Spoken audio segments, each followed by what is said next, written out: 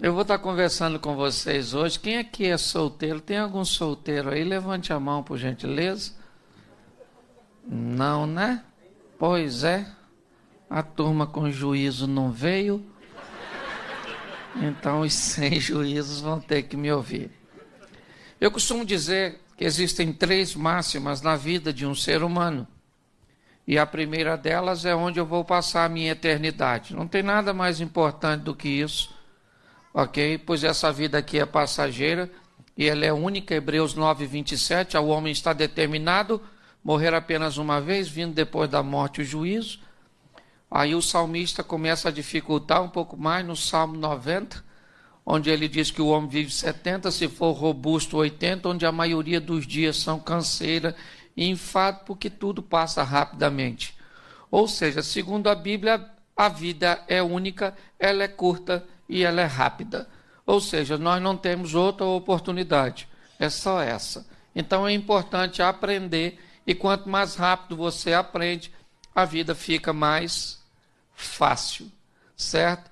E se você não aprender com uma lição, provavelmente a vida vai mandar uma um pouco mais difícil para ver se você aprende a viver. Eu costumo dizer que ficar velho é obrigatório, mas amadurecer é opcional, certo? Então, hoje o grande desafio que eu vejo são infantilidades que os casais cometem, né? As pessoas não se casam com as pessoas erradas, até porque a pessoa certa não existe, certo? As pessoas agem de forma errada ao lado da pessoa certa. E quando as pessoas me perguntam, pastor, por que as pessoas se separam? Eu digo porque elas encontraram um motivo mais forte do que aquilo que as uniram, né? Se elas tiverem um motivo muito forte para a união, todas as vezes que encontrar algo que tenta separar, a união é mais forte. Mas quando o motivo que você, né, se depara, ele parece ser mais forte aquilo que te uniu, inevitavelmente o casal vai pensar em se separar. Só para deixar uma informação aqui a respeito de divórcio, e eu quero ser bem bíblico no que diz respeito a isso, certo? Eu tenho muitas ressalvas quanto ao divórcio. Aliás, não é nem divórcio, é segundo casamento. Porque se uma pessoa é atropelada, dificilmente ela vai querer ser atropelada de novo. Se a pessoa infarta, ela não vai querer infartar de novo, porque foi ruim. Mas se ela se casa e se separa, ela costuma querer casar de novo. Então eu fico meio confuso, né? E pior, às vezes, nem toma providência para corrigir aquilo que causou o divórcio passado. Porque se você for atropelado, quando você for passar a atravessar a rua agora, eu tenho certeza que você vai olhar, vai falar com a pessoa, não atravessa que não, vamos ali na faixa, porque eu já fui atropelado.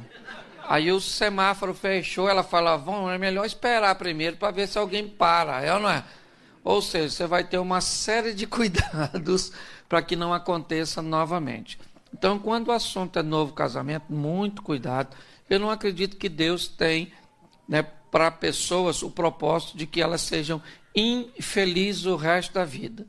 Eu só acho que quando o assunto é divórcio, tem casos que tem gente que tem que divorciar. Sim ou não? Sim ou não? Só que quem sabe se o motivo é legítimo é só quem divorciou e Deus. Certo? Então, muito cuidado se você pensa em divorciar, ou se você divorciou. Porque se você tem um motivo sério, Deus não precisa de testemunha. Ele estava lá, a hora que você chegar lá para prestar conta, ele vai falar, isso mesmo. Tinha que ter largado, era ruim. Entendi, a senhora. Mas se a senhora largou por um motivo bobo, vai chegar lá e ele vai falar, eu estava lá. E a senhora veio aqui só para ver Jesus. Jesus vai fazer assim. Assim, vai falar para a senhora, aqui não, desce as escadas. O chifrudo está lá para perturbar a senhora, ok? Então, escute bem. Casamento é coisa séria, certo? E se as pessoas andam procurando motivos para saber por que o divórcio está chegando, com certeza, como eu disse no início, é porque a união foi feita de uma maneira insólida, ok? Então é só nós olharmos isso. Marido não é para ser inimigo de mulher. A Bíblia está lá no Gênesis dizendo que, porém, inimizade entre você e seu marido. Não, entre a serpente e a mulher. Você pode falar, pastor, mas a serpente lá em casa é meu marido. Pois é. Aí é outro detalhe. Então, pessoas estão entrando em litígios, em guerras, em batalhas. As coisas, eu confesso a vocês, que estão bem, né, confusas. E no final eu vou abrir, aí eu vou falar mais ou menos com vocês durante 1 hora, e no final eu vou abrir, aí de repente uns 10 minutos para alguém quiser fazer uma pergunta, pode usar aquela técnica, um amigo meu tem uma dúvida, e a gente vai fingir que é seu amigo, e está tudo certo, ok? Eu quero conversar com vocês hoje sobre casamento e matrimônio, 2 palavras que têm uma conotação muito próxima de sinônimos. Mas eu quero falar sobre 2 fases do relacionamento. Quando eu falar de casamento, eu vou estar falando da primeira fase, do primeiro momento. Todas as vezes que eu falar casamento, nós vamos encontrar um pouco de imaturidade, um pouco de impulsos, às vezes extremamente descontrolados, expectativas que a pessoa faça o que sequer, ela nunca prometeu que faria, mas você esperou que ela fizesse, certo? E ela não fez e você ficou muito chateado, porque ela não fez o que ela nunca disse que faria. E, aliás, nem sabia que você queria isso. Ok? E todas as vezes que eu usar a palavra matrimônio, eu vou falar de uma fase mais profunda deste relacionamento. Eu preciso usar 3 textos com você, só para que vocês entendam isso. Primeiro é Oséias 6, 3. No livro de Oséias, capítulo 6, verso 3, nos diz assim: então conheçamos e prossigamos em conhecer. Só até aí. Ezequiel, capítulo de número 47. Ezequiel 47.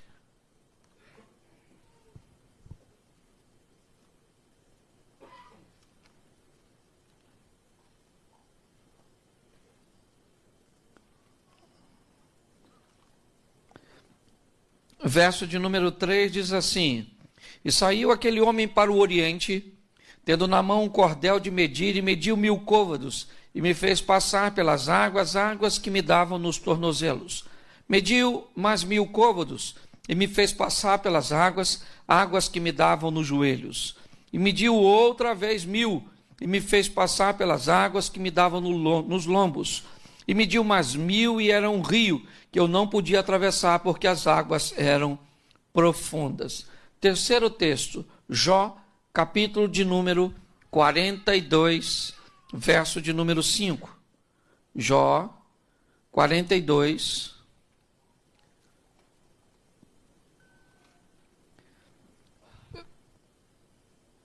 verso de número 5 diz assim: com o ouvir dos meus ouvidos ouvi, mas agora te veem os meus olhos. Você pode fechar os seus olhos por um momento? Senhor nosso Deus e Pai, queremos continuar te ouvindo. Fala conosco, usa-me como um canal de bênção nesta hora. Fala conosco muito mais do que queremos ouvir, mas fala conosco o que precisamos ouvir.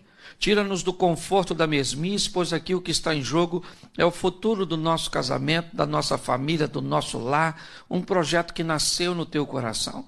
Eu declaro que todos aqui são casados para sempre, para a honra e glória do teu nome, em nome de Jesus. Amém. Glória a Deus. Amém? Eu queria que você observasse algo que aproxima esses 3 textos. O primeiro ele diz: conhecei e prossegui em conhecer. O segundo diz que havia águas no tornozelo, no joelho, nos lombos. E se você pega o terceiro texto, ele diz: no início eu apenas te ouvia, mas agora eu fui para um outro estágio. Todos os 3 textos falam de uma evolução de relacionamento. Ele diz: conhecei, mas a partir da convivência você prossegue em conhecer, ou seja, você vai para uma nova fase do relacionamento. Quando olhamos aqui para Ezequiel, nós vemos algo que começa rasinho, mas que vai se aprofundando. Quando nós vemos o texto de Jó, diz que no começo é ouvir, é com experiências dos outros, mas agora ele diz, os meus olhos te veem. Então nós vamos trabalhar, certo? Essa visão de fases de um relacionamento que precisam ou se ampliar, amadurecer. Então, quando eu falar de casamento, nós vamos caminhar para uma coisa um pouco mais superficial. Quando eu falar de matrimônio, nós vamos ir para algo mais profundo, mais intenso. E o propósito hoje é fazer você entender que a maioria de nós não temos defeitos. A maioria de nós temos hábitos adquiridos na nossa convivência familiar, porque toda família ela é pedagógica e exerce sobre nós uma didática, ok? O problema é que casamos com pessoas que estudaram em escolas diferentes da nossa, aprenderam coisas diferentes, horários diferentes, maneiras diferentes, e quando a gente se casa, é que isso aparece, certo? A Bíblia nos dá um ensinamento muito legal quando o assunto é casamento. Parábola das 10 virgens. Lembra da parábola das 10 virgens? As 10 virgens estavam lá. 5 eram loucas, 5 eram prudentes, porque o noivo estava vindo. E para mim, prudente não eram as noivas, era o noivo. Por quê? Porque o cara vem, o noivo vem, e o noivo só pega mulher de lâmpada acesa. Mulher que tiver de lâmpada apagada, o noivo não pegava. Que informação a Bíblia está querendo me dizer? Nunca pegue ninguém no escuro. Não é no escuro. A palavra trevas na Bíblia também traz uma conotação de ignorância. Lembra que na Bíblia diz que há uma batalha entre o reino das trevas e o reino da luz, reino das trevas, o reino da ignorância, reino da luz, o reino do conhecimento. Então o que a Bíblia está dizendo, quem vai casar, e eu sei que essa informação chegou para você atrasada, mas vai servir de terapia. O que acontece é o seguinte, não se case no escuro, não se case sem conhecer a pessoa, que você vai viver com ela até a próxima eleição para presidente. É muito pior que isso. E até que a morte e a perspectiva de vida aumentou. Antigamente a pessoa morria com 65. Hoje, se for sogra então, tem uma saúde irritante, não é? E o mais desafio de uma sogra é saber que ela não nasceu depois que você casou. Ela estava lá e foi você que escolheu. Ok? Então nós vamos brincar um pouco com isso. Até porque para falar de coisas tão difíceis, tem que ser com humor. Ok? Mas estabelecer essa linha de entender onde minha esposa estudou. O que ele aprendeu? O que ela aprendeu, certo? Na sua infância, horários e uma série de fatores. Mas nós vamos falar aqui, primeiro, sobre essa questão do casamento. Nós vamos definir casamento como expectativas. Então, problemas versus pessoas é igual a que resultado? Depende do tipo de pessoa. Ok? Todos nós temos problemas, sim ou não? Sim, se você não tem problema no casamento, provavelmente você não é casado.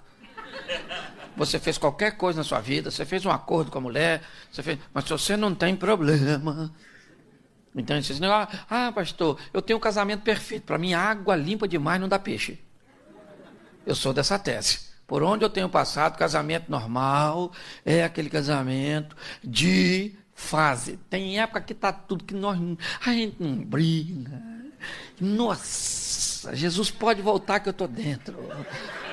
Mas tem aquela época que dependendo se ele voltar, ele nem entra, é na verdade. na sua casa que o troço está pegando fogo. E isso é muito legal. E isso é relacionamento sadio. Relacionamento sadio, salutar, não é aquele onde as pessoas não têm problema, e sim aqueles. Olha só, o que é casamento perfeito na minha definição? É onde o intervalo das brigas são longos e a intensidade é fraca. Se você fez isso, pastor, no começo a gente brigava uma vez por semana e tacava faca, copo, panela. Então estava ruim. E hoje vocês brigam? Hoje a gente briga de 6 em 6 meses. E taca o quê? Almofada, pano de prato. Significa que evoluiu bastante, não é verdade? Sim. No começo você xingava a mãe, agora você já está xingando a avó. Vai diminuindo de intensidade, ok? Então, se nós entendermos isso, fica bem mais fácil. O grande problema é que quando nós vamos nos casar, nós temos algumas expectativas.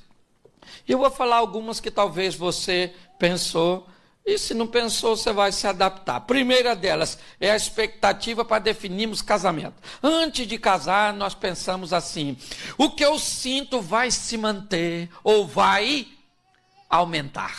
Quem não pensou isso? Hoje eu gosto dela, mas eu vou gostar muito mais. E mesmo se eu não gostar mais, só a intensidade que eu gosto já é o suficiente.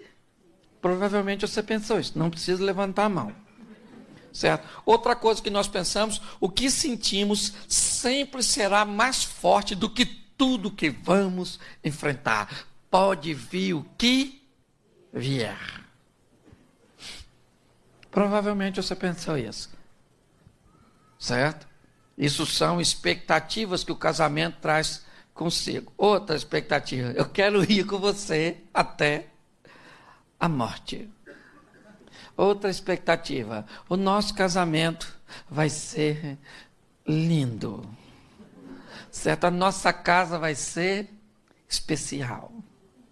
Os nossos filhos serão bonitos, inteligentes e bem-sucedidos. Normalmente as pessoas que se casam com essa expectativa. Isso aí, o dia do nosso casamento vai ser sensacional, só vai ter gente bonita. Você só se esqueceu dos seus parentes. Não é verdade? Sim. Mas você faz planos, por quê? Porque não tem problema nenhum esperar quem está entrando num relacionamento, entra no relacionamento, ok, com boas expectativas, sim ou não? O problema é que toda expectativa não correspondida tem tendência a gerar algum nível de frustração.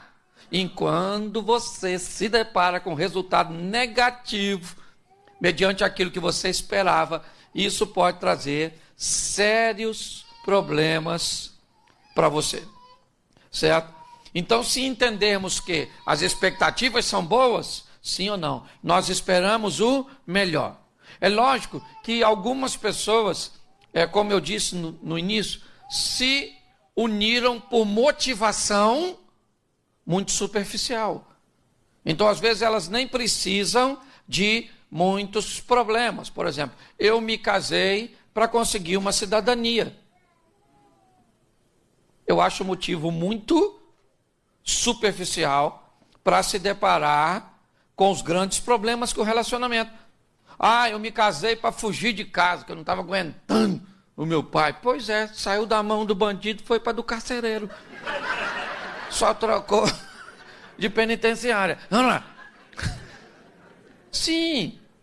Por exemplo, eu vou me casar para ser feliz. Isso é besteira. Quem se casa para ser feliz, normalmente não vai ser. Porque casamento não é para ninguém ser feliz. Casamento é para você gastar um pouco da felicidade que tinha quando era solteiro. É tudo errado. Eu vou me casar porque quando eu me casar eu vou fazer sexo todo dia. Com quem? Que coisa louca é essa? As expectativas, certo? Quando começam a estourar, nós vamos ter sérios problemas. E aí como desistir é muito mais fácil do que prosseguir, a gente já entra logo com a palavra separação. Então eu gostaria que você riscasse essa palavra do seu vocabulário de casamento. Nós não temos rota de fuga, nós não temos saída de emergência, nós não temos nada. É morte, morte, morte, morte e morte. E pasme para você, se morte é uma palavra feminina, é nós que morre primeiro. Homem, ainda tem isso, né? Em média, um homem vive 7 anos a menos que mulher. Só porque não se cuida. Sim, esse dia eu fui num culto, num evento, não foi um culto, foi uma palestra. Tinha 40 viúvas e 3 viúvos. Cheguei em casa louco. Falei para minha mulher, aqui tu morre primeiro. Certo? Então, o que acontece? Se nós entendermos essa dinâmica, ok? E tratarmos isso da maneira certa, eu acho que tudo vai ficar bem mais fácil. Esperamos tudo isso. E quando isso não se realizou? Vamos falar um pouco de escolas, né? Eu vou falar isso amanhã ou sexta-feira, eu vou estar falando sobre isso durante 2 horas nessa conferência que eu vim fazer. Mas vamos falar um pouco de escola. Onde eu estudei, onde eu fui criado, onde eu fui treinado. O que eu aprendi sobre fidelidade, sobre companheirismo, sobre romantismo, sobre gestão financeira. O que eu sei sobre sexo. O que eu sei sobre paternidade. O que eu sei sobre colocar uma pessoa acima de todas as outras aqui nessa terra. O que eu aprendi sobre isso? Estudando em lugares diferentes, certo? Provavelmente eu recebi muitas coisas que desencontram. Por exemplo, vamos imaginar uma mulher treinada numa casa onde se dormia cedo. Imaginar. 8 horas da noite, o pessoal está jantando, certo? Toma um banho, lá pelas 9, já dá um primeiro 9h30, 10 horas, ela está dormindo. É pecado dormir esse horário? Não, vai para o inferno por causa disso? Claro que não. Só que tem lá que assim... 8 horas, não dá nem fome ainda. Você vai dar fome lá pelas 22, lá pelas 10. Aí você come. Aí, por exemplo, tem aqueles que fazem assim, comi e não posso tomar banho agora, tem que esperar 1 hora. Porque dependendo da escola, você ainda tem esses troços. É ou não é? Se um chinelo tiver virado, você passa mal, é ou não é?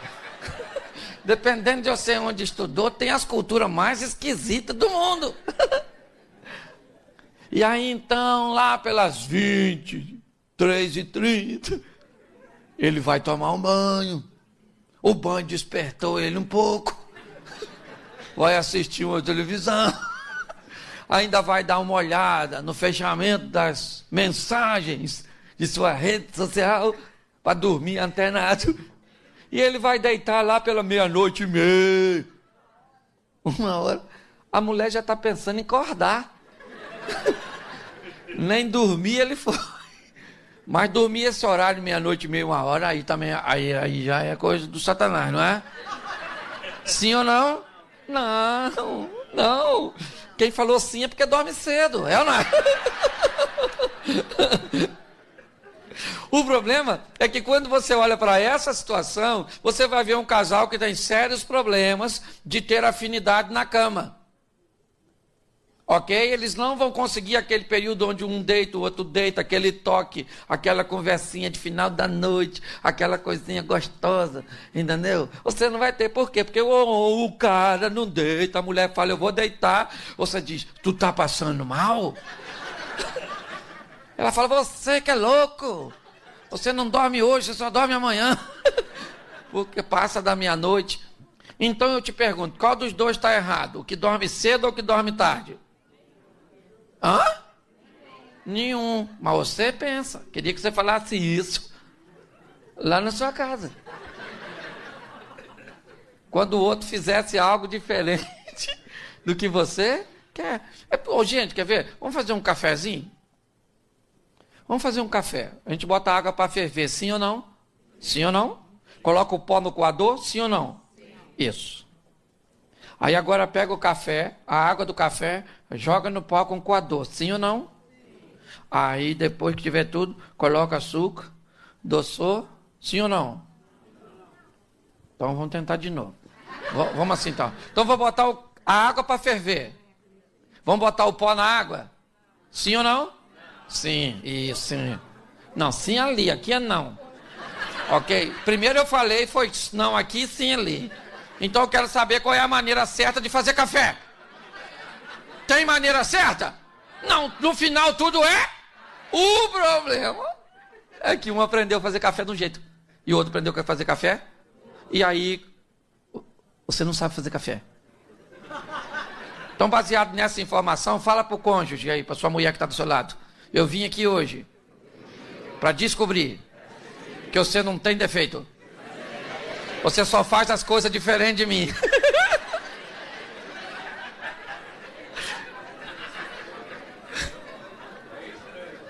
A grande verdade é essa. É como eu disse no começo. Você não está casado com a pessoa errada. Você está agindo de forma errada ao lado da pessoa certa. Vamos imaginar aquela pessoa casada e lá na sua casa, quando você ia tomar água, que o litro d'água na geladeira estava no meio, e você tomava um copo, soava uma campainha na sua cabeça. Enche o litro. Então você não bota o litro comendo de meio na geladeira. Por quê? Porque te causa mal-estar. Aí você casa com uma pessoa que ela vai tomar e deixa um dedo. Ela não deixa vazio, senão dói a consciência, entendeu? Mas com um dedo não dói.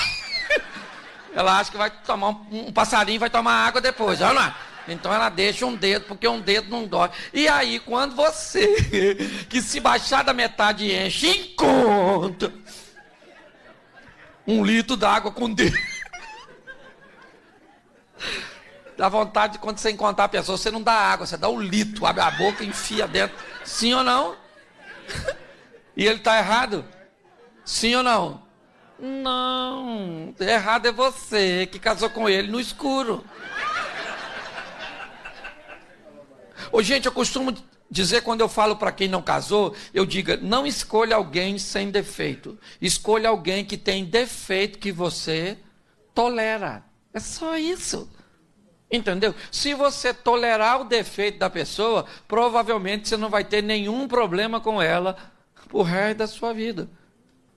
Mas se você não tolerar, quando eu olho as pessoas com esses hábitos diferentes, com essas maneiras, estudando e tendo que lidar depois com a cultura tão diferente, por exemplo, ele cresceu com as dívidas sendo paga atrasado. Ligava para lá, cobrava, o caminhão da companhia elétrica entrava na rua, meu Deus do céu, vai cortar a luz lá de casa, aquela coisa toda. Sempre foi nessa tensão. Ele cresceu assim, isso para ele é a coisa mais normal. Ela, o pai dela, sempre pagava tudo adiantado. Então, se for cortar a luz na casa dela, ela morre de vergonha.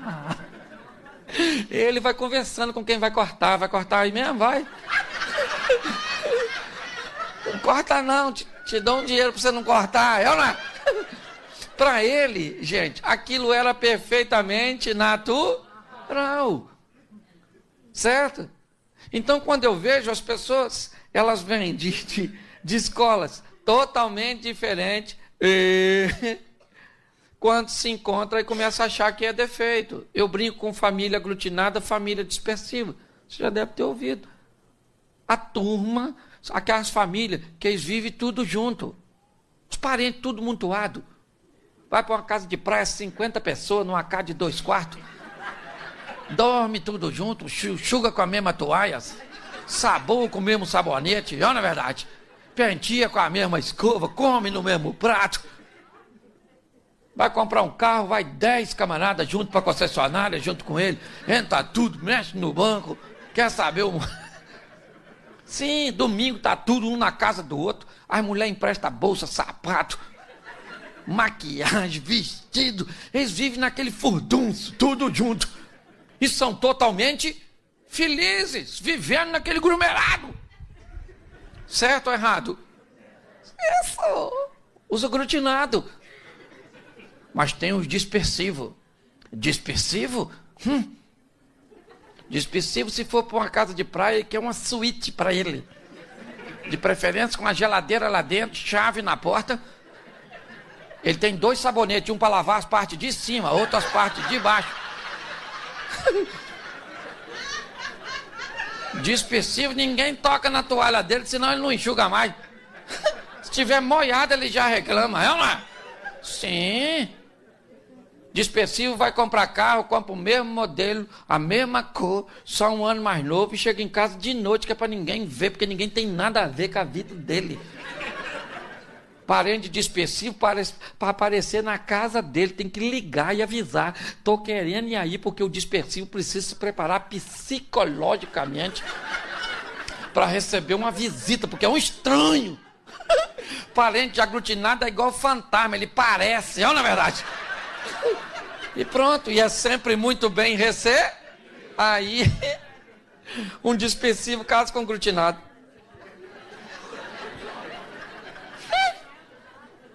O parente do dispersivo chega na casa dele sem avisar.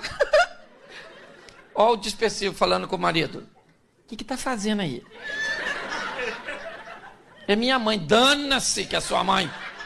Tinha que avisar. Manda esse povo embora. Entra dentro do quarto, se tranca e o outro tem que ficar mentindo. Tá passando mal, tá passando mal. Nada, é simplesmente um dispersivo. Casamento de dispersivo com aglutinado. Dispersivo. Ô, gente, 300 pessoas no casamento. 20 é convidado dispersivo. 280 do aglutinado. Dispersivo vai casar e diz assim, olha, eu vou me casar tal dia, não sei se eu vou fazer nada não. Entendeu? Mas eu vou me casar, estou só avisando. E acabou. Aglutinado? Menino, vou casar, viu? Pode ir, tem convite não. Ó, muita comida. E leva o presente. Você pode estar rindo de você, ou da sua comida. Por isso que quando vai casar, eu falo para quem vai casar, nunca more muito perto dos parentes, nem muito longe. Muito perto eles vão todo dia. E muito longe eles vão para passar muitos dias. Eu não... Então o problema é praticamente o mesmo. Então não tem problema se casar, desde que saiba o que está fazendo. Aglutinado e dispersivo. É assim. Entendeu? Por exemplo, imagine 2 famílias. As famílias do aglutinado saindo para jantar com a do dispersivo. Ah, gente. O dispersivo entra no restaurante, pega a cadeira e puxa. E senta. O aglutinado diz assim, sentar aqui, tá? O dispersivo já... O dispersivo vai chamar o garçom. Ele tá vindo já. O aglutinado. Ô moço! Nós estamos com fome aqui, ó. Aí vem o garçom, vai falar com o dispersivo. O senhor vai beber o quê? Ele diz, qual o pH da sua água? Você tem uma água com gás, com limão espremido? A mulher do dispersivo diz, o senhor tem um suco de abacaxi com hortelã e um pedacinho de gengibre, só para dar um. Aí o aglutinado diz assim, o senhor tem Coca-Cola 2 litros? Essas pequenininhas não enchem nós não, e é caro pra caramba. Pergunto eu para você, quando é que as duas famílias saem de novo juntas?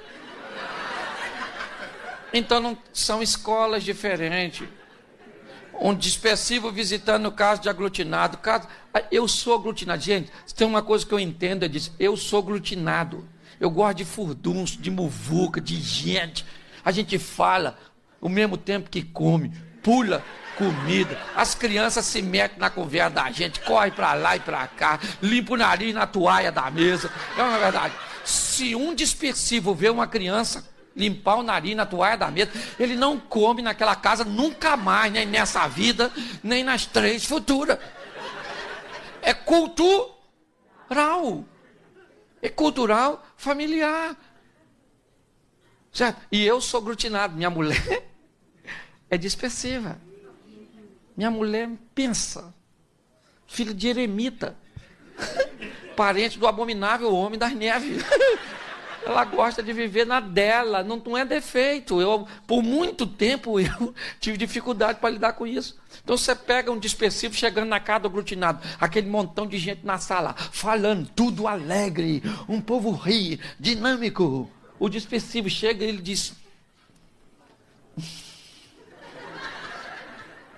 nossa, tô meio zonzo.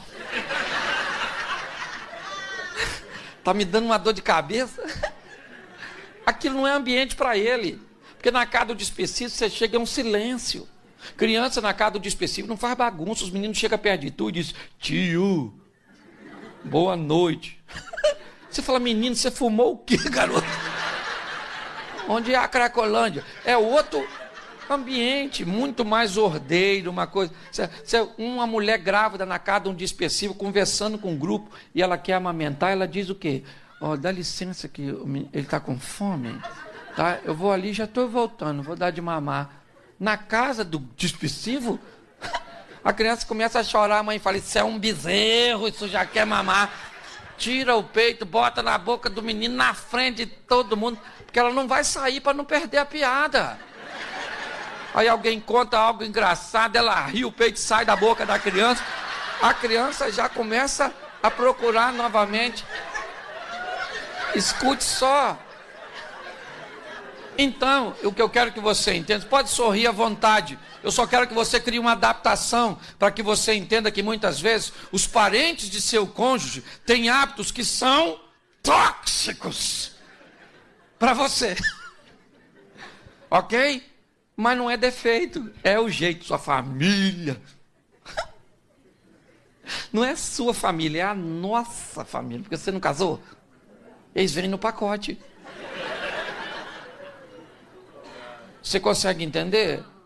Então, a primeira coisa que eu vejo, as pessoas se deparam com essa crise, sabe, cultural. É horário, são hábitos, são os hábitos da família. Então começa a entrar em choque essas questões. Quando você começa a lidar com isso, uma coisa que vai te ajudar muito a equacionar esses tipos de problema é a comunicação, ok? Porque tem uma frase muito legal, né, que diz assim: é conversando que a gente se desentende. Isso aí mesmo, certo? Porque se tem um troço difícil é conversar com o cônjuge. Você deve saber disso. Manter uma linha de comunicação com o cônjuge é dificílima. A gente sabe conversar bem com os outros. Mas com a mulher, quando você fala um troço que a mulher não entende, mas dá uma raiva. Certo? E aí quando você mostra para ela o que você entendeu, ela fica com raiva de tu, porque não era nada daquilo que ela queria dizer. Por quê? Primeiro porque é homem e mulher. Homem e mulher, o mundo feminino. Gente, o mundo feminino, homens. Aqui é todo mundo casado, então eu sei que os caras gostam de mulher. É, porque hoje está difícil, eu estou falando sério. Se a senhora tem um homem que quer pegar a senhora sempre, levante a mão para o céu, porque esse homem está banido. Os caras estão a fim de jogar videogame. E a senhora vai ficar com o joystick da senhora parado. Eu estou falando sério, não reclamo. Só ela não sabe o que está vindo por aí, eu não é? Não. Olha só. Se nós buscarmos entender essas dinâmicas, certo? Nós vamos nos aliviar bastante no que diz respeito a conflitos. Então, utilizar uma boa comunicação é imprescindível. Porém, quando nós vamos conversar, esbarramos com alguns problemas. Primeiro, a metodologia comunicativa. Como é que homem conversa? Homem conversa com um nível de atenção hiper aparente, superficial. Entendeu? Se tivesse um homem aqui me contando um problema, pensa naquele problema horroroso, dificílimo, olha como é que eu escutaria esse homem e provavelmente a maioria dos senhores.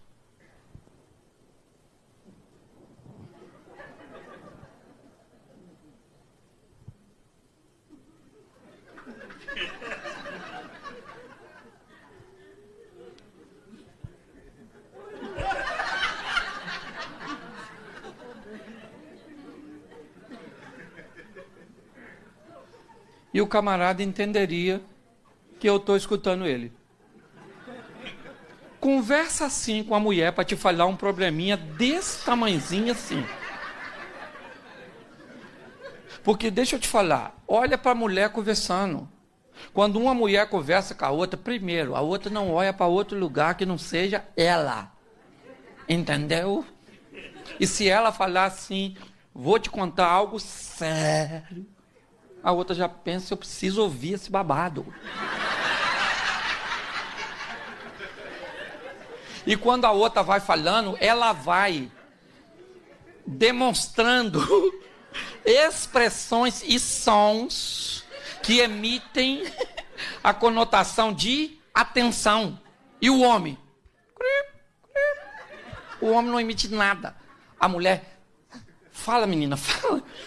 Fala logo. E a outra fala, meu Deus, fiquei bege, agora que isso? Que absurdo. E a outra sabe que ela está prestando atenção. Só que quando ela vai conversar com o marido,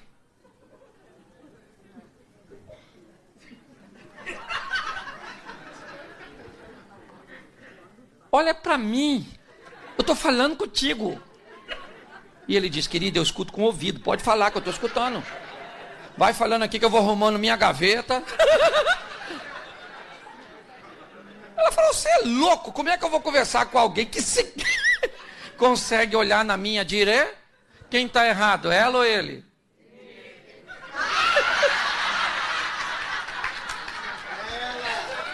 Não tem ninguém errado, gente.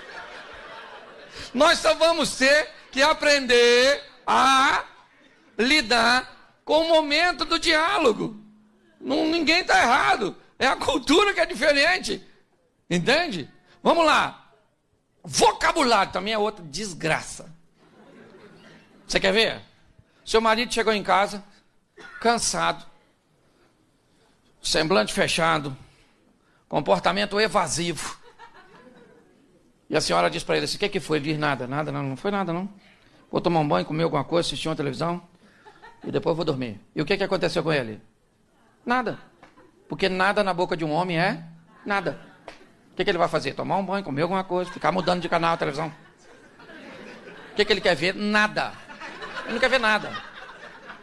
Porque hoje ele está por conta do nada, acabou. É nada, nada, nada. E nada para ele é o quê? Aí ele casa com uma mulher. Encontrou com ela depois de um dia exaustivo. Ela está por aqui, de cara feia. Ele encontra com ela e diz assim, o que houve? Ela diz o quê? O que ele faz? Vai tomar um banho, comer alguma coisa e vai dormir. Porque no mundo dele nada é o quê? E no mundo dela nada é o quê?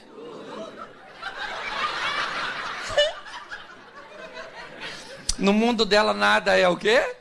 Aí quando ela fala nada, que ele vira as costas, ela fala... Insensível! Não sente minha dor! Você acabou de falar que não tem?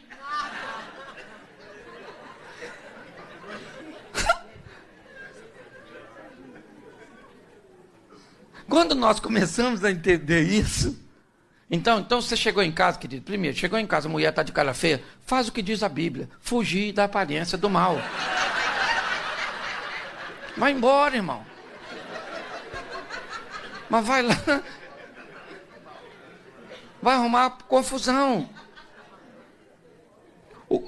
Eu vejo as pessoas se atrapalhando no diálogo de coisas extremamente simples. Você quer ver? Eu separei algumas coisas aqui, só para simular. Sei que normalmente isso não acontece com você, mas olha que diálogo maneiro.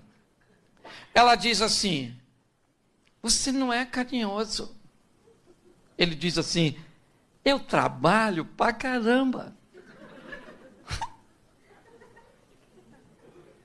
Ele diz assim, você não quer fazer sexo.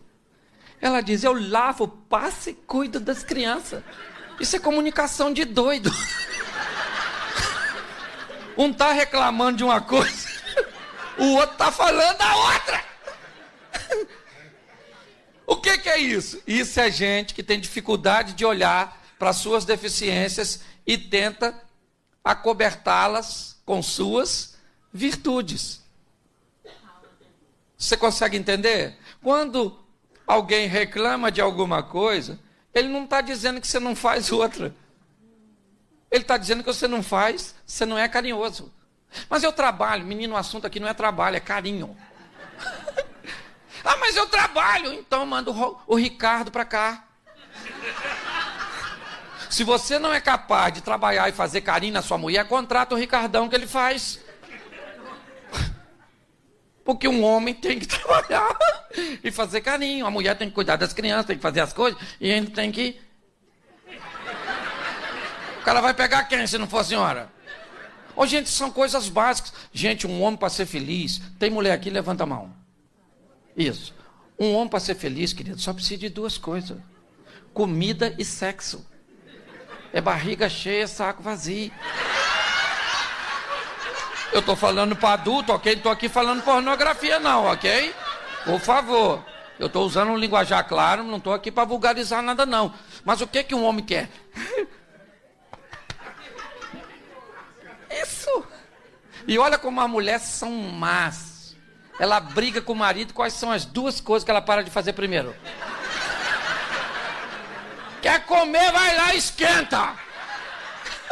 E nesse corpinho, nada. Agora, em contrapartida, homens, uma mulher precisa de 3 coisas para ser feliz. 3. Primeiro, mulher precisa de amigo. Mulher precisa de amigo.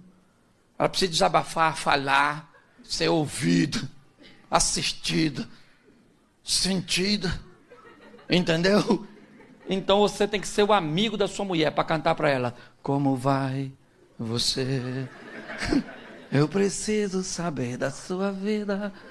E deixa ela falar, olha no olho dela. Entendeu? Gesticula. Isso é um homem bom. Segunda coisa que a mulher precisa. Um amante. O cara da cama. O cara que vai passar o cerol fininho. Você também tem que ser esse cara. Pegar a dona, falar, dona, não. Isso. E terceiro, a mulher precisa de um sacerdote. Ela tem que ver o homem orando na sua casa, ungindo o travesseiro dos seus filhos. Isso. Falando, Senhor, abençoa essa mulher, abençoa esse menino, toma o nosso negócio, o nosso casamento. Mulher gosta disso. E quando você for fazer isso, sacerdote, fala alto. Propaganda é a alma do negócio. Ora baixinho, não. Fala, Senhor! Ok? Então o que eu vejo hoje? A mulher reclama de um negócio que ele não faz. Ele diz o quê? Eu não faço isso, mas eu faço aquilo. Aquilo que você faz, não corrige o que você não faz. Então quando alguém estiver fazendo uma reivindicação, entenda que você não deve se justificar com aquilo que faz. Você tem que olhar aquilo que não faz e começar a fazer. A grande questão que nós precisamos aprender também, querido, é que todo mundo que se corrige precisa ser recompensado e reconhecido. Porque isso é importante. Certo? Você premiar alguém que fez algo que não fazia, certo? Isso está indicando para a pessoa, você está no caminho certo. É importante. Às vezes, isso é mais do que a sua? Sim, é. Mas essa frase diz para essa pessoa que não vale a pena melhorar, porque não vai haver reconhecimento nenhum. Premiar a pessoa é muito importante, é motivação. Nós precisamos fazer isso. Então, hoje eu vejo muitas pessoas se deparando com essas situações. Fora na comunicação, alguns erros primários, como, por exemplo, tentar dialogar num ambiente hostil. Gente, deixa eu falar uma coisa para vocês, sem medo de errar, trabalhando com casais, há quase 20 anos, eu descobri, uma noite de sono resolve mais de 50% dos problemas. Vá dormir. Ficou ruim demais? Está insustentável? Tá. Diz, olha, querido, vamos deixar Deus agir e vamos dormir. Não estou com sono. Então fica aí acordado, mas eu vou dormir. Sai fora. Ok? Ajuda bastante. Por quê? Quando você está nervoso, você respira menos. Seu cérebro recebe menos oxigênio. Então começa a não ter mais coordenação entre o que você está pensando e o que você está... Aí é que... Gente, o que é dito nessa hora para consertar depois? Você quer ver? Mulher nesse ambiente mental, olha o que acontece. O marido fala para ela assim, fala baixo. Fala baixo, entendeu? Ninguém tem nada a ver com os nossos problemas. E ela fala, não estou gritando! Porque a hora que eu ficar nervosa, você vai ver. Ela sabe que está gritando, sim ou não? Não. A mente dela está tão que ela aumenta o volume sem notar que está com o volume alto. E você pensa que isso é um problema de mulher? Quantos dos senhores nervosos já falaram coisas que não devia? E depois a sua esposa falou assim com você... Eu queria saber por que você falou aquilo comigo. Ele olha para a senhora com a cara mais cínica do mundo e diz, eu falei isso? Você está ficando louca. Aí é que ela fica louca. Que ela fala, se covarde. Mas ele falou sim ou não? Mas ele lembra? Porque ele é? Não, porque ele estava nervoso. Então, quando você não está bem mentalmente, cala essa boca sua. Que vai sair coisa que depois para colocar para dentro fica ruim. Outra coisa que você tem que saber na comunicação, evite ironia, porque tem gente... Amor, mamãe vai vir pra cá mês que vem. Sério? Nossa, vai ser tão bom. Não seja irônico. Vai devagar, cuidado com a tolerância. A mulher falou pro marido assim, amor, me traz café. Ele falou na xícara, ela falou, não, joga no chão e traz com rodo. É ou não?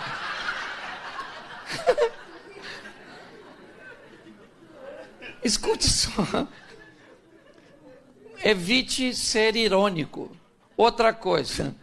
Isso aqui também é coisa que tem muita gente que vive. No auge da discussão, um fala para o outro assim, para acabar com a discussão,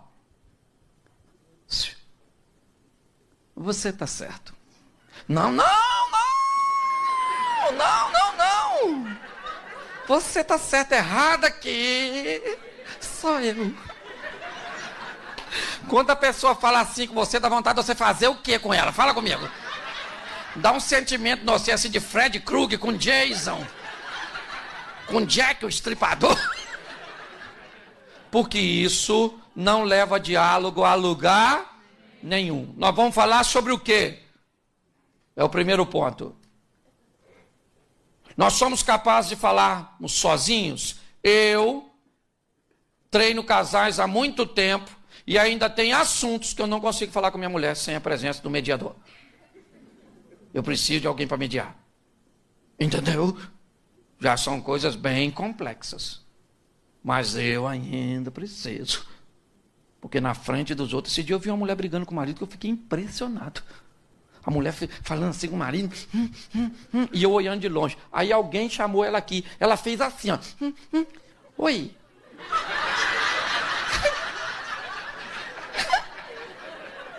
Eu falei, ela é louca. Deve ser bipolar. Não, o que estava acontecendo aqui? Aqui, ela não queria controlar suas emoções. E aqui, ela queria continuar vendendo a sua imagem. Mesmo sem notar, estava todo mundo vendo que ela estava ridícula mediante aquela situação. Então, nós temos que entender essas questões de diálogo. Eu vou falar sobre o assunto, não adianta eu falar da minha virtude. Não adianta. Nós estamos tratando de um problema que precisa melhorar, então não há justificativa, certo? Que acabe me dizendo que eu não preciso melhorar naquilo que eu sou deficiente. É só nós entendermos. Outra coisa que eu queria dar uma dica para as mulheres é: seu marido, ele não quer mandar. O importante para um homem é os outros pensar. Eu não estou brincando, mulher. Vocês estão rindo? E eles também, mas eles sabem. Eu estou aqui para te ajudar. A gente não quer bagunça, não quer encheção de paciência. A gente só quer moral. Se os outros souberem que quem manda é ele, um homem de barriga cheia,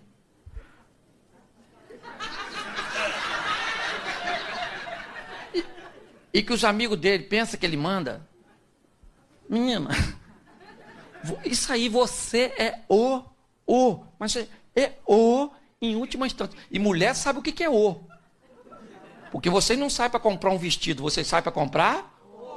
A senhora não quer um penteado, a senhora quer?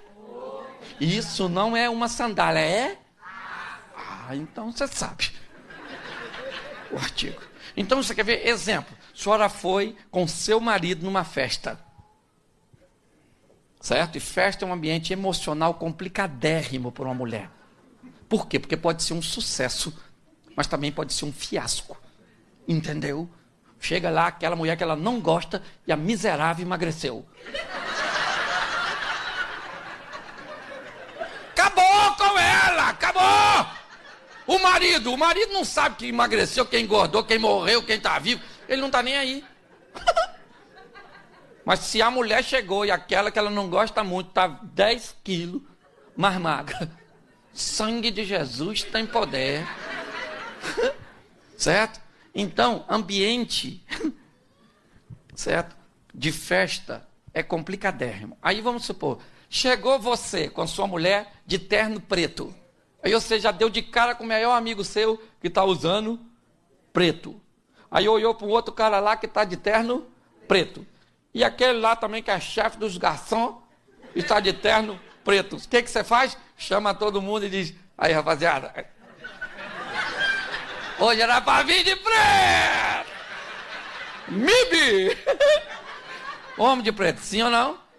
Sua esposa entrou, tem uma mulher com vestido azul, da mesma cor do dela.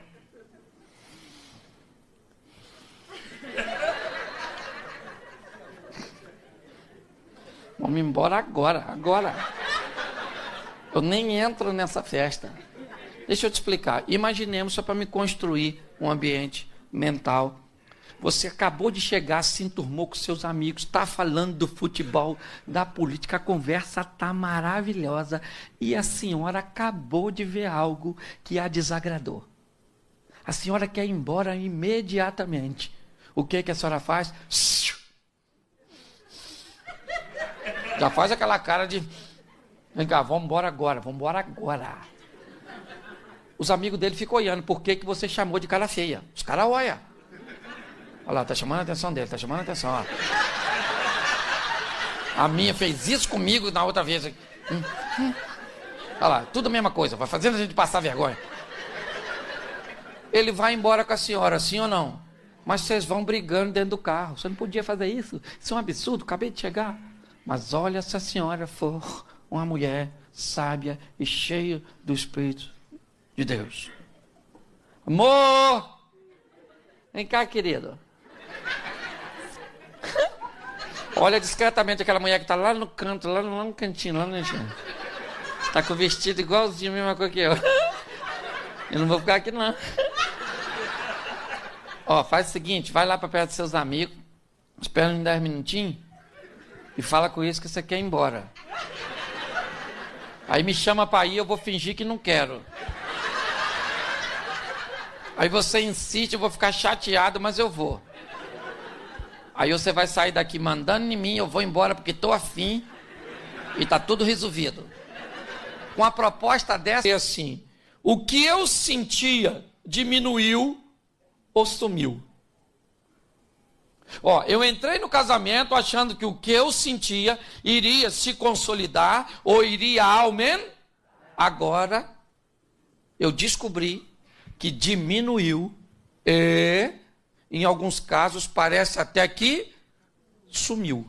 Tem muita gente que lida e vai para o divórcio. Eu não sinto mais. Acabou. Opa, peraí. Isso é o quê? É uma expectativa que você tinha dele se manter ou aumentar e você não se preparou para ele diminuir. Quem está no casamento fala de divórcio. Quem está no matrimônio procura uma maneira de buscar novamente, de reaver. E entende que isso é uma oscilação perfeitamente comum no relacionamento a dois. Como eu disse no começo, tem épocas que nós estamos mais solícitos, mais amigáveis, mais tranquilos, mais tolerantes. Mas tem épocas que isso não acontece. E quando isso acontece num ambiente onde as pessoas só são casadas, a primeira conversa que tem é divórcio. Agora, quando alguém está no matrimônio, eu já passei por isso inúmeras vezes. Situações extremamente desagradáveis, certo? Mas eu entendia que aquilo era um período. Ele ia passar. E passava e novamente a gente vivia um período legal, gostoso, amigável, sexualmente mais próximos, mais afinados. Mas, novamente, nós acabávamos vivenciando um novo ciclo de dificuldade. Lá na frente, na perda de algumas coisas, na mudança hormonal. Por exemplo, minha mulher agora está entrando na fase da menopausa. É outra vibe, irmão. É outra. Tem um negócio de um calor.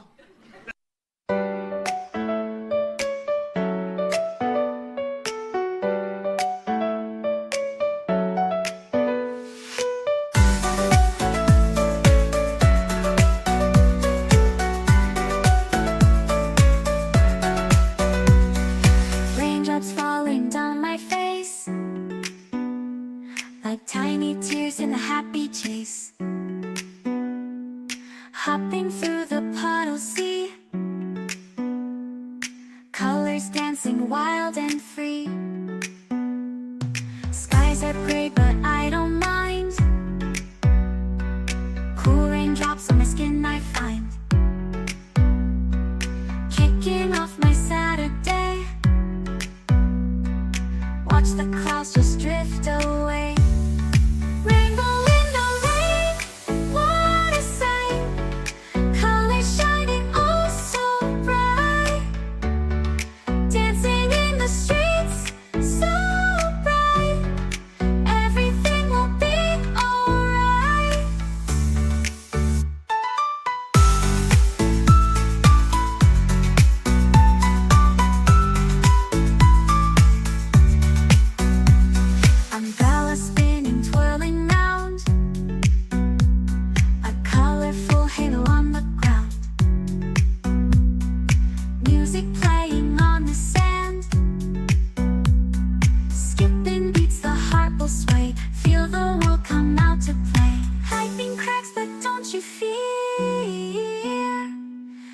magic shines when skies are clear. Raindrops whisper secrets true. A hidden beauty shines right through. Rainbow in the rain, what a sight. Colors shining oh so bright. Dancing in the streets, so bright. Everything will be alright. Raindrops falling, sun peeks through. Rainbow magic, me and you. Smiling faces, hearts alight. Everything will be alright.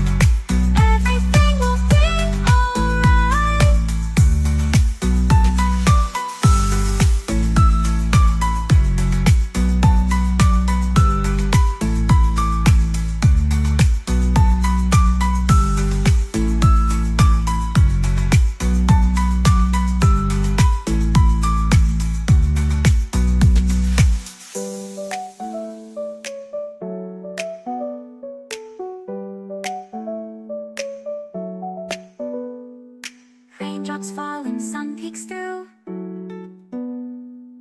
Rainbow magic, me and you. Smiling faces, hearts alight. Everything will be alright.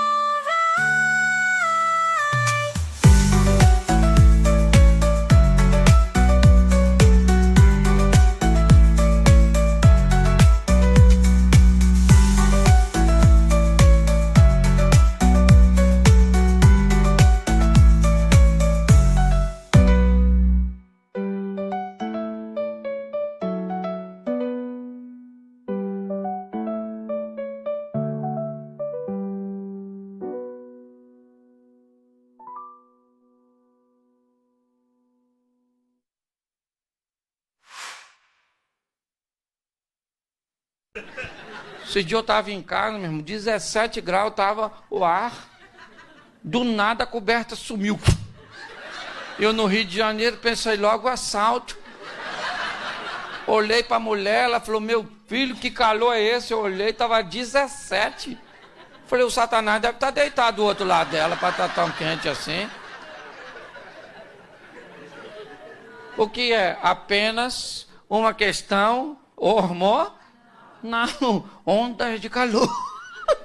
Se abate sobre a dona. Então, muita coisa que eu sentia por minha mulher, de vez em quando eu procuro e não encontro naquele momento. Mas é só esperar. Espera um pouco, lá na frente volta um pouquinho, certo? Outra coisa que nós olhamos, esse problema é muito grande. Nós estamos enfrentando um problema muito grande. Pois é, querido, o problema pode ser maior que você e maior que sua esposa, mas não é maior que seu Deus. Entendeu? Tem coisas que eu não posso resolver, tem coisas que minha mulher não pode resolver. Mas o que eu não posso resolver, o que minha mulher não pode resolver, certo? Eu coloco nas mãos de Deus. Então tem problemas, como eu disse lá, com você eu sou capaz de enfrentar tudo. Eu descobri no matrimônio que com minha mulher eu não sou capaz de enfrentar tudo, mas com meu Deus eu sou capaz de enfrentar tudo. Sim, entender essas variáveis do casamento. Outra coisa, frase que eu escuto, meu casamento é uma droga. Se o seu casamento é uma droga, você é um viciado. Gente, dinâmica de casamento, no início, tem muito a ver com química. Sim ou não? Sim. Mas depois tem muito a ver com criatividade. Nós temos que... E homem, hein? Homem. Depende muito de nós, homens. Vou botar essa responsabilidade em nós. Porque mulher, normalmente, elas vão. Só se ela for muito ruim mesmo. Mas, normalmente, quando o cara ele cria um ambiente gostoso, um negócio, criatividade, a mulher reclama muito disso. Pastor, isso tem nada na cabeça, não. Não faz nada de novo comigo. Aí eu pergunto, mas o que você quer? Ela falou, eu não sei, eu quero novo, legal. Sim. Como é que nós vamos resolver nossos conflitos, nossas dinâmicas? Certo?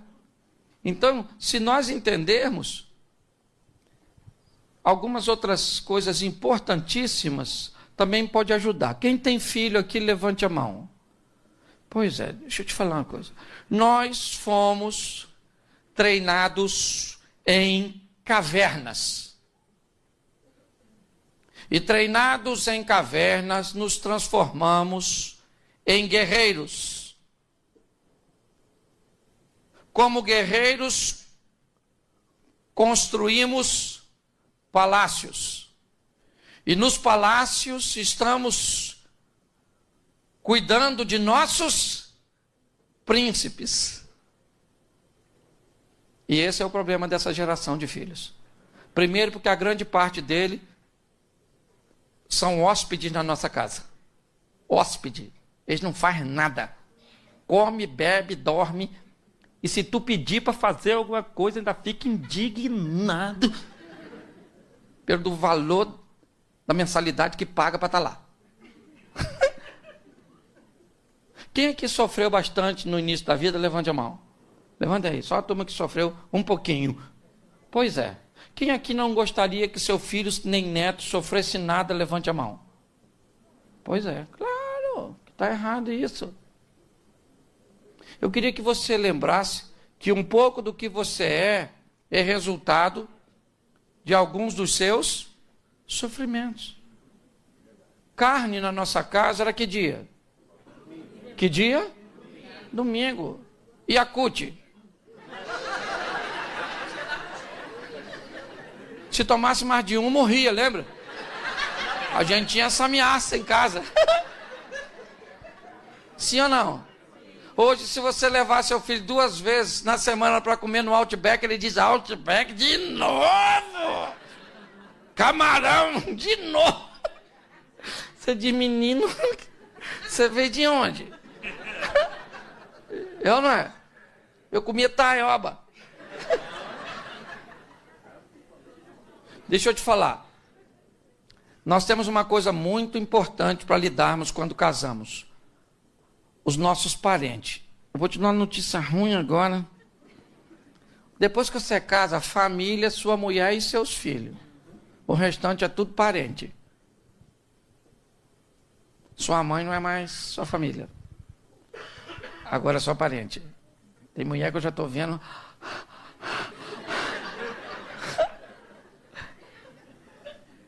E outra coisa, se você é casado, sua mulher é mais importante que seu filho. A árvore é sempre mais importante do que o fruto. Se o seu filho morrer, você faz outro filho nessa mulher. Mas se essa mulher morrer, não faz mais filho.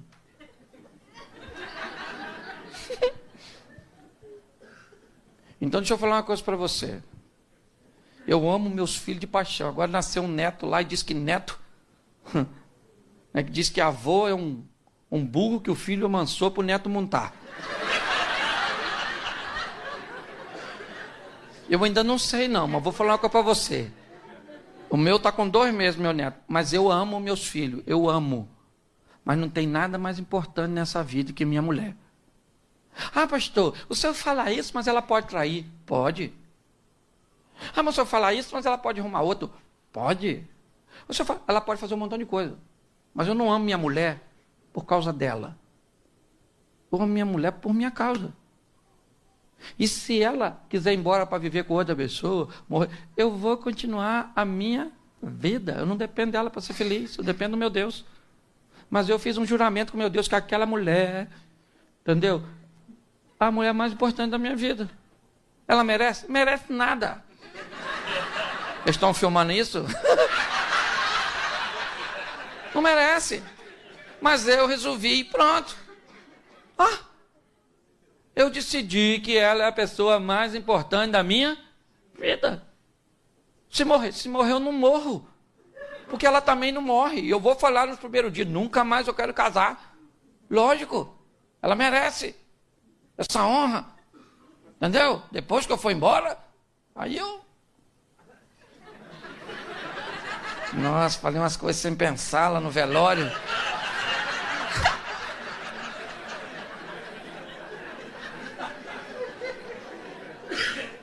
Deixa eu te falar, tá assim, ó.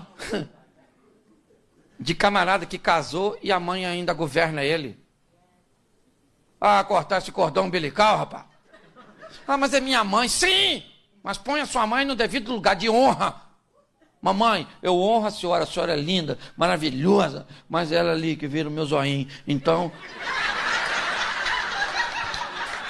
Entendeu? Cada um no seu quadrado. Colocar seus familiares no seu devido lugar. E outra coisa, filho também. Porque tem mãe que nasce criança e vira uns babões. Não, agora esse meu menino. E o marido? Marido que dane-se. É meu bebê. Menino, isso cresce rápido, esse monstro. É só passar o high school que eles vão embora. E sabe quem vai ficar até o final? Quem a senhora queria que fosse embora? Sim.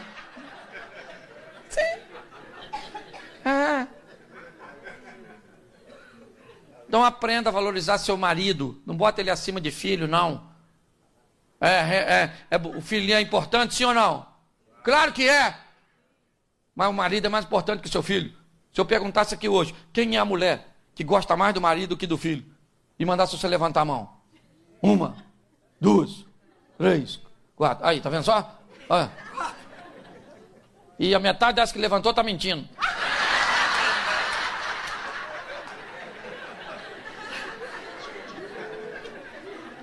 Escute só. Outra coisa, chegou em casa, hoje é muito conflito. E normalmente, aqui é diferente, talvez para o ambiente de vocês, mas todas as vozes que se transformam comuns, elas perdem força. A voz de um líder tem que ser pouco ouvida. Quando o leão ruge na África, tudo cala a boca. Quem está rugindo é o leão. O que nós temos que entender, em casa muitas vezes a voz que é pronunciada mais vezes, normalmente ela perde força de autoridade. Por isso que a voz do homem normalmente tem mais força do que a da mulher. Por quê? Porque tem menos. Não é porque a voz da mãe, o filho às vezes escuta o dia todo. Então quando chega a voz, vai tomar banho! A mãe fala, já mandei 50 vezes. Mas uma vez que o cara mandou, é ou não é? A voz, é importante nós entendermos isso. E o filho tem uma psicologia, pensa. Eu acho que tem uma faculdade de psicologia na barriga. É um intensivo de 9 meses. Um internato. Porque as crianças, eles são habilidosos demais. E outra coisa, eles começam a tentar colocar um contra o outro para ver se isso é possível. Pede um negócio à mãe, a mãe diz não. Ô pai, se a mãe falou não, pai, posso pegar uma maçã? Pode. Aí ele vai lá e pega. Menino, quem mandou você pegar a maçã? O pai. Ô querido, você mandou comer maçã? O almoço já está na mesa. Não mandei não. E a criança fica lá, otário. Sim, eles escutam tudo. Eles brincam igual o pessoal do FBI. Eles ficam brincando assim, escutando assim, ó. Depois sabe tudo que você falou. Presta atenção em tudo. Dizem que eles são mais espertos do que nós éramos. Nunca nessa vida. Ele só pode falar coisa que nós não podíamos. Por exemplo, quem aqui poderia olhar para o seu pai e falar assim, mentira isso. Você tinha o que nessa boca ao invés de dente? Uma prótese. Sim ou não? Isso. Outra coisa importante você tem que entender, adolescentes. Adolescente tem um vocabulário particular. Hoje eu não tenho como falar muito sobre isso com vocês, mas adolescente tem um vocabulário assim, um pouco diferente. E uma das palavras do adolescente que eu acho que você precisa saber, somente essa aqui hoje, é a palavra depois. Depois, na boca do adolescente, é não vou nunca, acabou. Vai tomar banho? Depois. Não toma. Vai botar o lixo para fora? Depois. Depois. Tudo para o adolescente é porque ele está cansado. Ele é um hóspede na sua casa, não peça nada a ele. Ele se revolta. Então, se você conversar com ele no mesmo idioma, ele costuma querer mudar depois. Me dá um iPhone? Depois. Eu posso fazer isso depois. Mas depois é nunca. Pois é, querido. Idioma nosso aqui, em particular. É um dialeto entre eu e você. A hora que você descobrir que as coisas precisam ser feitas, certo? O problema é que nós ficamos muito tolerantes. Você tem que entender. E outra coisa, às vezes eu já vi casos, por exemplo, o pai está brigando com o filho, ou com a filha, por exemplo. Está brigando. E já quase vai para a violência. Aí a mãe chega. Não bate nele, não. Não fala com ele assim, não. Fui eu que gerei. O menino já se esconde atrás disso aí, mãe. Eu e a senhora, a gente arrebenta ele. É isso aí. O que você está dizendo para uma criança? Nós dois estamos contra ele. Então não faz isso, não. Chegou, o negócio está ruim, ou com ela ou com ele, você faz assim, ó. Acabou, acabou. Some daqui você agora. Vai para o seu quarto que seu pai está certo. Vai, cala essa boca. Que depois eu resolvo com você. Primeira coisa, você estava com duas partes mental desequilibradas, já tirou uma. A maneira que você tirou uma, já aliviou o outro. Porque você ficou a favor dele, mesmo que não esteja. O miserável pode estar totalmente errado, mas tirou um, ficou com o outro. Quando assim que ele sair, o outro já começa a desabafar. Não, porque essa menina tá terrível, me desafiando, fazendo isso. Isso eu quero mandar ela de volta pro Brasil. Isso, Curitiba. Não, na verdade. Isso. Depois você vai lá e resolve. Mas se um filho notar que consegue montar uma facção, vou contar uma coisa para vocês aqui que eu vi acontecer. A menina queria usar a internet no horário inapropriado. Queria chegar em casa em horários inadequados e o pai era a voz forte. Ela se irritou, conversou com uma amiguinha. E ela falou, não aguento mais. A amiguinha disse para ela, acusa seu pai de pedofilia. Diz que ele abusou de você. Ela fez, ele teve que ficar foragido. Não sei qual foi o resultado final. Mas a irmã dela disse, meu pai nunca tocou na minha irmã. Ela queria liberdade e queria botar o papai para fora. Então, muito cuidado. Cuidado com essa turminha. Eles não estão de brincadeira, não. Certo? O negócio é feio. E para eu terminar, deixa eu tentar ajudar você um pouco, falando um pouquinho de sexualidade para você, porque hoje nós estamos aí com muita gente sofrendo com dificuldade na área sexual. Sexo é uma coisa muito legal, quem criou foi Deus. Deus criou para a gente fazer. E Deus fica muito chateado com quem faz sexo antes do casamento. Mas também fica muito aborrecido com quem não faz depois. Ok? E nós homens, nós gostaríamos muito mais de fazer sexo do que fazemos. Mas só gostaríamos, porque não temos força para cumprir tudo aquilo que nós gostamos. Eu estou sendo claro para vocês, certo? Nosso brinquedo é de montar, o delas é de abrir. É ou não é verdade? Então, nós temos uma desvantagem. Como eu disse, eu não estou aqui falando pornografia. Eu só sou objetivo e muitas vezes que eu falo de maneira chula, aparentemente, tenho o propósito de fazer a sua mente só captar, porque fica tão grosseiro às vezes que você não esquece mais, sai daqui até falando para os outros. Eu não. E é isso que eu quero. Ainda que vai falar mal de mim. Não tem problema não. Então o negócio é o seguinte.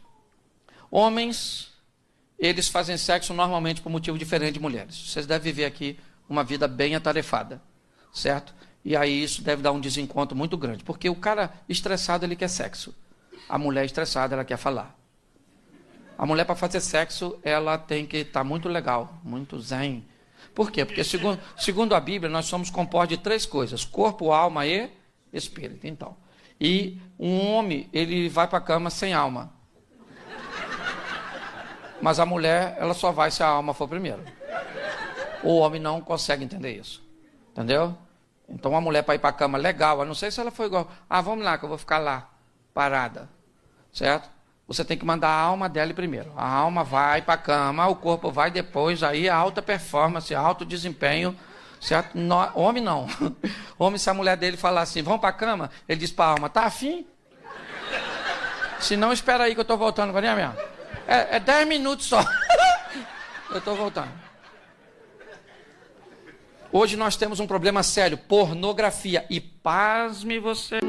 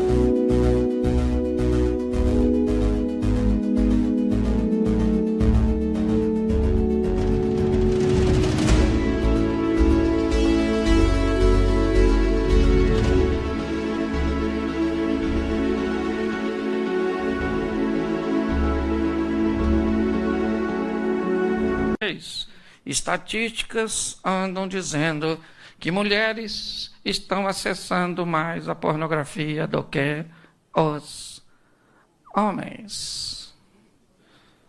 Principalmente na adolescência. O negócio está bagunçado. Uma sexualidade sadia, certo? Porque Deus fez tudo direitinho.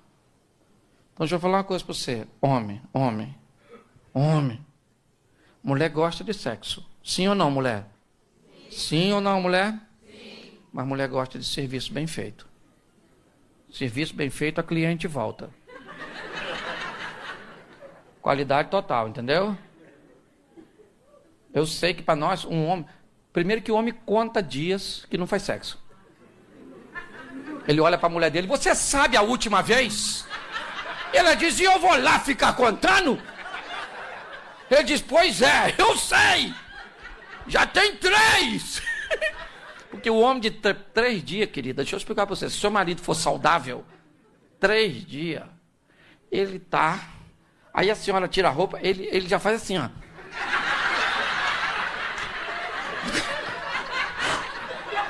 Aí a mulher fala assim, calma, cara, eu não vou sair daqui, não. Eu não vou fugir.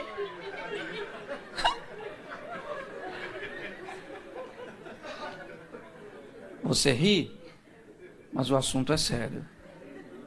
Muitas pessoas caminham para adultério e pior, muitos de nós, homens principalmente, fomos treinados num ambiente pornográfico. Revistinha, lembra? Você lembra? Lembra? Você que morava na fazenda, a cabrita piscava o olho pra você. Pois é. Escute aqui.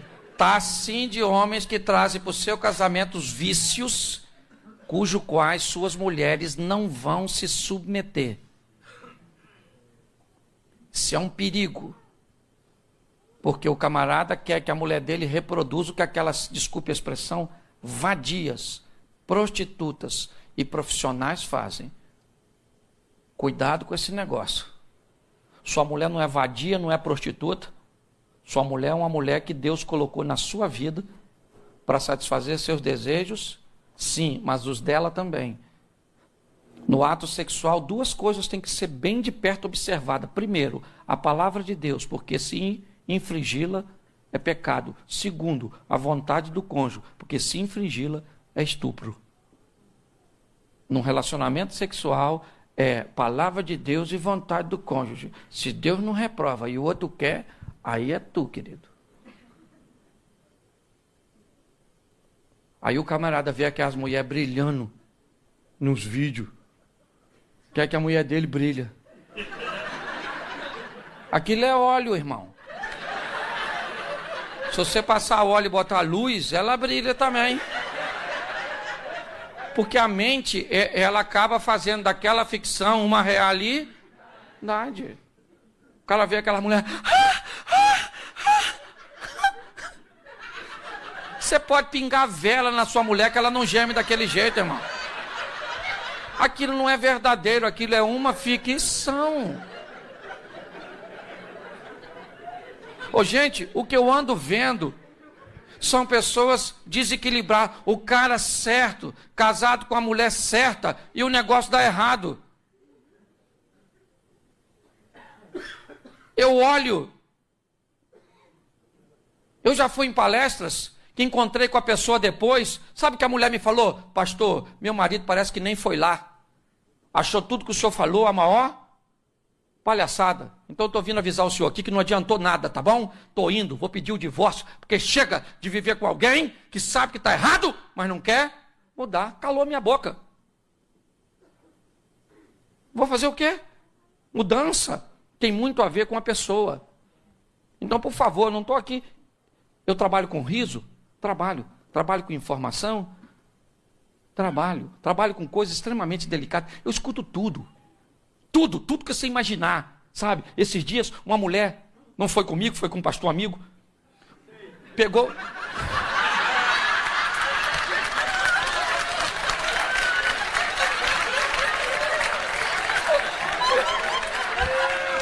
Provei do meu próprio veneno. Numa cidade do interior paulista, a mulher procura o pastor, diz: pastor, cheguei em casa, peguei meu pai na cama com meu marido e meu pai usava o meu baby doll. É só para você saber. Eu escuto das coisas mais simples às mais complexas. A única coisa que eu tenho visto é: Deus está presente e tem gente que quer mudança, o milagre acontece. Casamento é na América, eu prego desde os alfaviles. Estou aqui hoje, vou voltar, né? Prego aqui amanhã. Volto para o Rio para pregar. Ainda vou para o Japão, para a Europa esse mês. Prego desde comunidades carentes até Alphaville, pessoas milionárias. Pessoas que para eu aconselhar eu tenho que ir de madrugada na casa da pessoa porque ela não pode se deslocar devido à sua importância. Tenho tido o privilégio de viver coisas muito expressivas. Mas hoje, para mim, o importante é eu estar aqui. O importante para mim é o seu casamento. Então eu queria que você saísse daqui, primeiro, sorrindo um pouco, porque eu mexi em algumas coisas que talvez você achou a maior besteira, não tem problema nenhum. Eu entendo que muita gente veio aqui para fazer apenas uma manutenção. Agora, me deixa ser um pouquinho mais duro. Mas depois da oportunidade que Deus te deu aqui, se você ainda quiser pensar em divórcio,